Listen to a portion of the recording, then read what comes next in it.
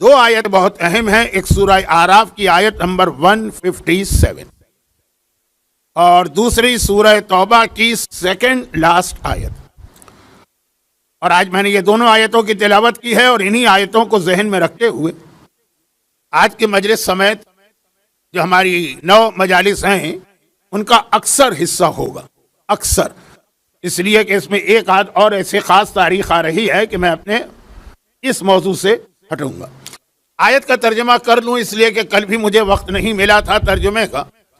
پہلی آیت سورہ آراف کی آیت نمبر 157، سورہ آراف سورہ نمبر 7. اگرچہ اس سورے میں قرآن کریم کے دیگر سوروں کی طرح اور بہت سارے بہت اہم پیغام موجود ہیں، اور یہ سورہ اور سورہ جمعہ، سورہ آراف اور سورہ جمعہ، ان دونوں میں ایک ایک آیت ایسی آئی ہے جو قرآن کے عام انداز اور اسٹائل سے بالکل ہٹ کر، لیکن آیت قرآن میں آئی ہے اور اس میں کوئی شک نہیں.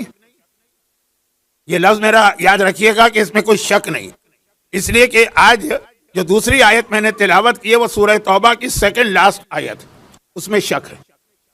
بعض مسلمانوں نے اسے قرآن کی آیت نہیں سمجھا، ہمارے یہاں کوئی اختلاف نہیں، لیکن بعض مسلمانوں کے پاس یہ سورہ توبہ کی آخری 2 آیتیں قرآن نہیں.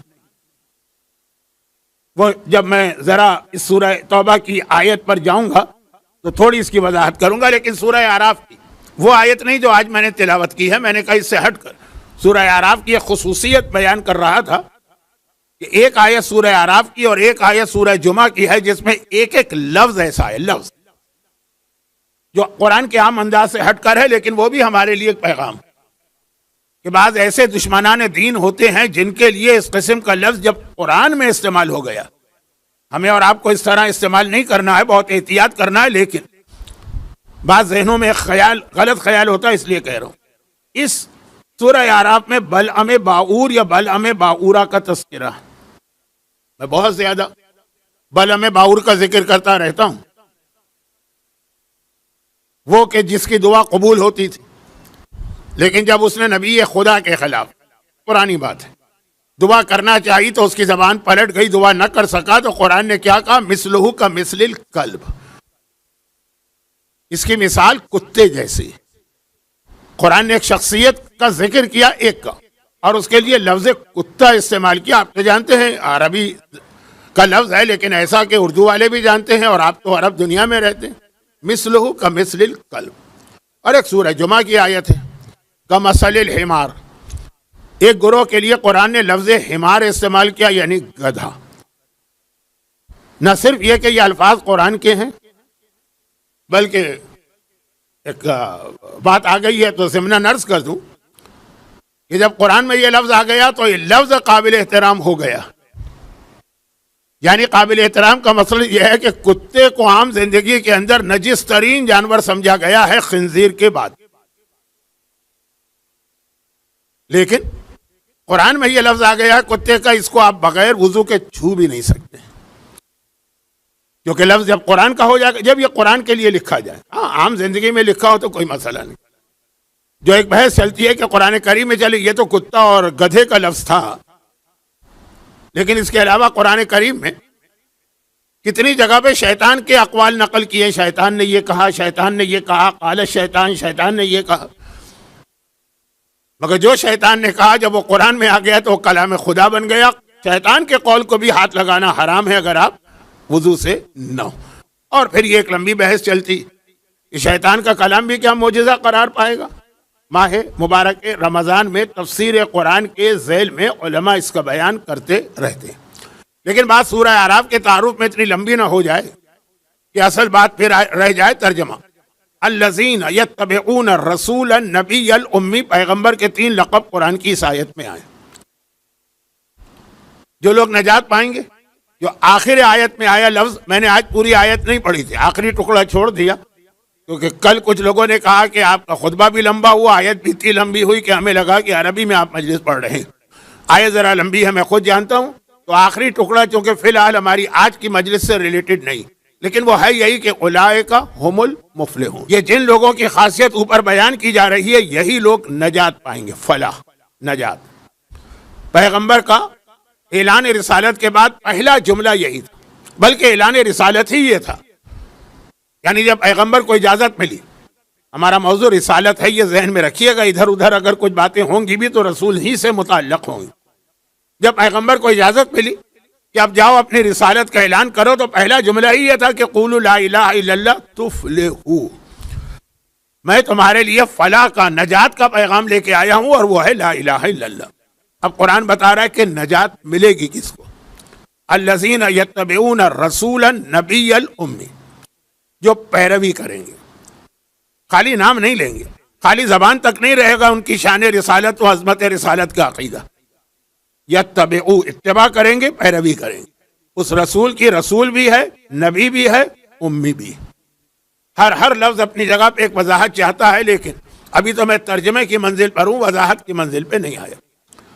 یجدونہ مکتوبا عندہم فی التوراۃ والانجیل، پیغمبر کی ایک اور خصوصیت بتائی جا رہی ہے کہ تم پاؤ گے ان کا ذکر تورات میں بھی اور انجیل میں بھی. اب اس کے بعد پیغمبر کی یہ فضیلت یا خصوصیات بیان کرنے کے بعد قرآن نے پیغمبر کی ڈیوٹیز بیان کرنا شروع کی. اچھا، ایک تو وہ ڈیوٹی ہے جو آپ سورہ جمعہ میں سنتے ہیں کہ والذی بعث فی الامیین رسولا منہم یتلو علیہم آیاتہ ہی سے آخر تک، وہ پیغمبر کی ذمہ داری ہے. اور یہ جو ڈیوٹی بتائی جا رہی ہے یہ وہ ہے جو ہم پر اور آپ پر رسالت کا احسان ہے. الذین یجدونہ مکتوبا عندہم فی التوراۃ والانجیل یأمرہم بالمعروف وینہاہم عن المنکر. یہ پیغمبر کی آفیشیل ڈیوٹی ہے کہ جہاں کوئی نیکی کا کام ہے پیغمبر حکم دیں گے، گناہ دیکھیں گے، روکیں گے. امر بالمعروف نہی عن المنکر. رسالت کی بھی یہ عظمت ہے اور شان ہے، اور امامت کا بھی یہی طریقہ ہے. آقا حسین کا آخری وصیت نامہ یہی تھا نا مدینے سے نکلتے وقت، اريد ان آمر بالمعروف وانہا عن المنکر. خالی یہ نہیں کہا میں نکل رہا ہوں مدینے سے امر بالمعروف ونہی عن المنکر کے لیے، خالی یہ نہیں کہا واسیر بسیرت جدی، اور یہ کر کے میں اپنے نانا کی سیرت پہ چلوں گا. سیرت رسول کا خلاصہ بتایا جو قرآن کریم کے سورہ اعراف میں آیا. اچھا، یأمرہم بالمعروف وینہاہم عن المنکر ویحل لہم الطیبات، اور جتنی پاک، پاکیزہ، طیب چیزیں ہیں وہ ان کے لیے حلال کرتا. ویحرم علیہم الخبائث، اور جتنی خبائث، گندگی، پلید اور بری چیزیں ہیں وہ ان پہ حرام کرتا. ہمارے یہاں یہ سوال بہت زیادہ ہوتا ہے، اور آج سے نہیں ہمیشہ سے ہوتا، اور آج کل بڑھ گیا ہے کیونکہ آج کی دنیا ایسی بن گئی ہے. فلاں چیز کیوں حلال ہے، فلاں چیز کیوں حرام ہے، فلاں چیز کیوں واجب ہے، ہم یہ کیوں کریں، ہم وہ کیوں کریں. یہ کیوں کیوں کیوں کیوں کا جو سوال ہر چیز پہ ہو رہا. داڑھی کیوں حرام ہے، حجاب کیوں واجب ہے، شراب کیوں حرام ہے، میوزک کیوں حرام ہے، خنزیر کا گوشت کیوں حرام ہے، نماز کیوں واجب ہے، روزہ کیوں واجب ہے، خمس کیوں واجب ہے. قرآن نے دو لفظوں میں جواب دے دیا. جو حرام کیا اس لیے حرام کیا کہ وہ خبیث ہے، پلیدی ہے، گندگی ہے، نقصان دہ چیز. اور جو حلال کیا تو وہ اس لیے حلال کیا کہ وہ طیب ہے، وہ پاک ہے، وہ پاکیزہ. ہو سکتا ہے کہ کبھی تمہیں پاک چیز جو ہے وہ اچھی نہ لگے. ہو سکتا ہے کہ بچہ شوق سے زمزم نہ پیے، کوئی کولا یا سافٹ ڈرنک پی لے. ابھی میں اس کو حلال حرام کی بات نہیں کر رہا، میں مزے کی بات کر رہا ہوں. قرآن نے کہا فارمولہ یاد رکھو، جو چیز حلال ہے وہ اس لیے حلال ہے کہ وہ پاک ہے، جو حرام ہے وہ اس لیے حرام ہے کہ وہ خبیث ہے. اور یہ پیغمبر کی ذمہ داری ہے، خالی ذمہ داری نہیں ہے، یہ پیغمبر کا تم پر احسان ہے. تمہیں نہیں معلوم، لا علمی میں تم گندی چیز بھی استعمال کرو گے، پلیدی چیز بھی استعمال کرو گے، نقصان دہ چیز بھی استعمال کرو گے. جیسے بچہ ہوتا ہے اسے کیا پتا، لا علمی میں ہر چیز جو زمین پہ اٹھا کے منہ میں رکھ لیتا. یہ باپ اور ماں کی ذمہ داری ہے نا کہ اس کو روکتے ہیں، اگر منہ میں چلا بھی گیا تو پھر اس کو منہ سے نکالتے ہیں بچے. یہ پیغمبر کا کام. ہم اپنی لا علمی، کم علمی، کم معرفت کی وجہ سے اگر کوئی حرام چیز کھا رہے ہیں تو ہم کو نقصان پہنچا رہی ہے. وہ حدیث قدسی کا جملہ کتنی بار دہرایا جائے، لیکن چونکہ بات آ گئی ہے تو دہرا دو کہ اللہ کہتا ہے نا کہ تمہاری اطاعت سے مجھے فائدہ نہیں ہے، تمہاری معصیت سے میرا کوئی نقصان نہیں.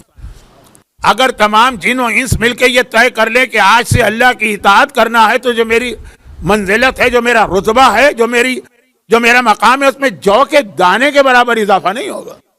اور اگر سارے جن و انس مل کے یہ ارادہ کر لیں کہ آج سے اللہ کا ہر حکم توڑنا ہے، معصیت کرنا، تو جو میری عظمت ہے اس میں جو کے دانے کے برابر کمی نہیں ہوگی۔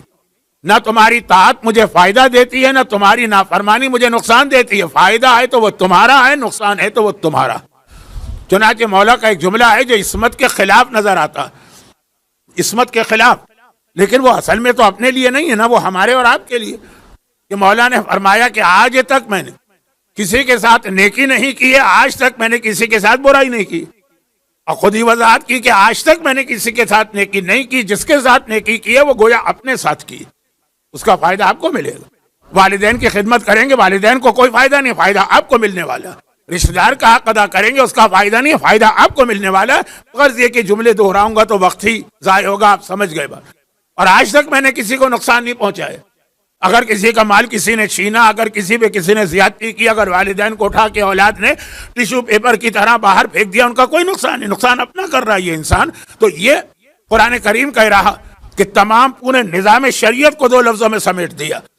جو تمہارے لیے لازم قرار دیا تمہارے فائدے کی چیز ہے، جو حرام قرار دیا تمہارے لیے پلید، خبیث اور نقصان دہ تھی، اور اس کے بعد